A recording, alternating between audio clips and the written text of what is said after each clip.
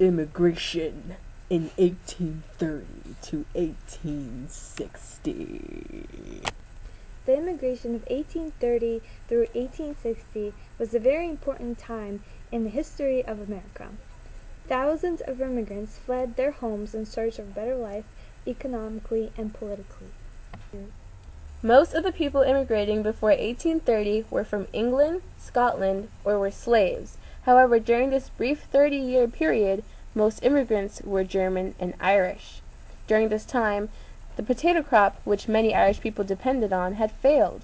As a result of this, over 750,000 Irish people starved to death. Those who had enough money for a boat trip fled in search for better living conditions. Germans immigrated mostly due to some crop failures and political issues in their countries. While crossing to America, most immigrants experienced dirty, filthy conditions on the ships, so there was disease and hardship for these desperate people. Immigrants, especially the Irish, were very poor and took many of the labor-intensive jobs that Americans wouldn't do for low wages. The immigrants built most of the railroads and canals, which connected the country and made trading easier and cheaper. These low wages, however, were a gift to many who were starving before. In this letter, for example, an Irish immigrant describes America as this land of plenty. I am exceedingly well pleased at coming to this land of plenty. On arrival, I purchased 120 acres of land at $5 an acre. You must bear in mind that I have purchased the land out, and it is to me and mine an estate forever, without a landlord, an agent, or tax gatherer to trouble me.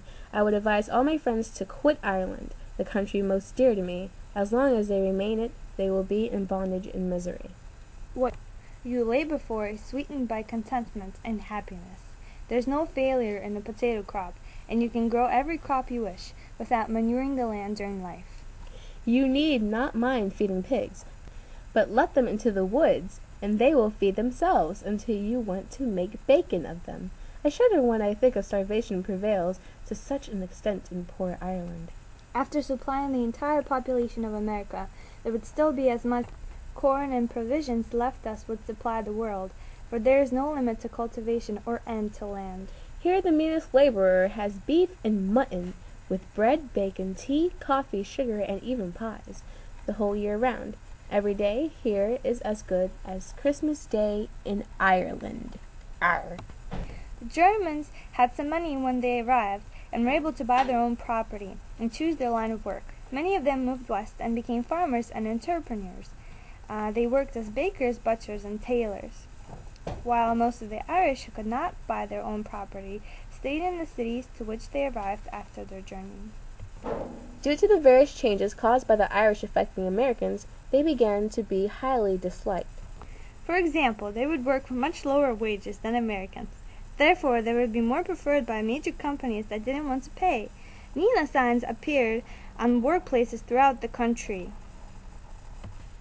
Also, all of the Irish and many of the Germans were Roman Catholic. Meanwhile, Americans were Protestant.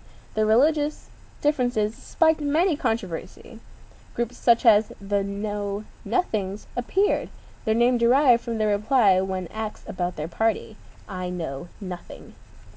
These parties stood against all naturalization laws and supported the prohibition on immigrants holding public office. These nativist groups were also anti-Catholic. As a result of tensions in 1844, Protestants, Catholics, and local militia fought in the streets. In the result, buildings were demolished, many injured, and few dead. The major positive and negative effects of immigration were seen in the 1800s when the U.S. population nearly doubled.